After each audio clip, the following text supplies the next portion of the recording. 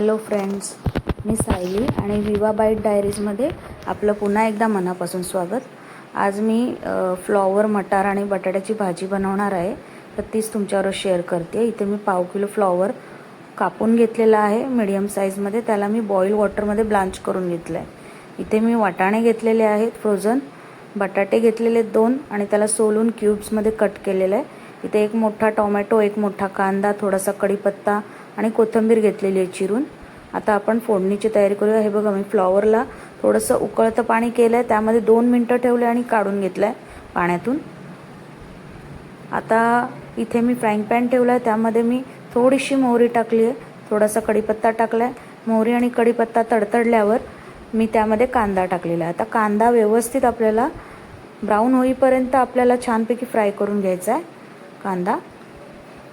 आणि या भाज्या आपण नेहमीच बनवत असतो सगळे, पण पद्धत वेगळी असते प्रत्येकाची, तर मी माझ्या पद्धतीने जी बनवते ते मी तुमच्याशी शेअर करते आहे.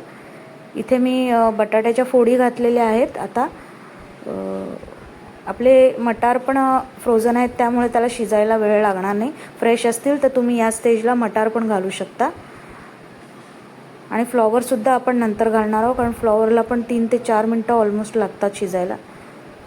त्यामुळे आपण बटाट्याला वेळ लागतो म्हणून बटाटा आधी घातला आहे. आता यामध्ये आपण हळद घातलेली आहे अर्धा चमचा, मीठ घातलं आहे चवीनुसार, त्यानंतर हिंग घातलेला आहे आपण अर्धा चमचा. इथे मी घरातला गरम मसाला अर्धा चमचा घातला आहे, जो आपण इतर भाज्यांना वापरतो कॉमन.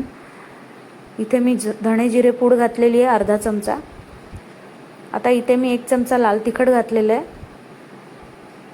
आता हे सगळं व्यवस्थित मिक्स करून घेऊया मीडियम फ्लेमवर आणि झाकण ठेवून एक 4 ते 5 मिनटं आपण बटाट्याला एकदम लो फ्लेमवर वाफ काढून घेऊया. म्हणजे बटाटे हाफ डन झाले पाहिजे, अर्धे शिजले पाहिजे, कारण नंतर आपल्याला याला मटार आणि फ्लॉवर बरोबरही कुक करायचं आहे.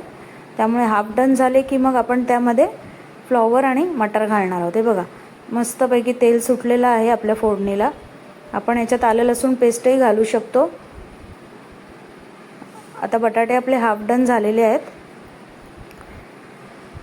आता यामध्ये आपण फ्लॉवर आणि मटर घालायचं आहे. आणि प्लीज माझ्या रेसिपीज तुम्हाला आवडत असतील आणि पुढेही अशा बघायच्या असतील तर प्लीज माझ्या चॅनलला सबस्क्राईब करा, कारण तुमचं हे एक सबस्क्राईब तुमचं मला खूप मोटिवेट करून जातं आणि पुढेही छान रेसिपी मी आणेन असं मला वाटतं.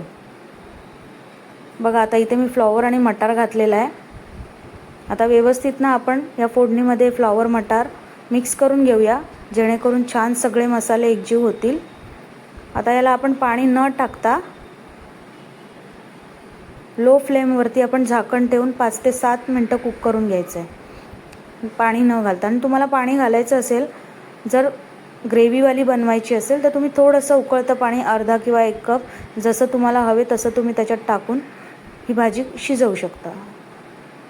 आता मी झाकण ठेवलं आहे. 5 ते 7 मिनटांनी आपण झाकण उघडूया. आहे बघा, वा काय छान दिसते भाजी बघा आपली.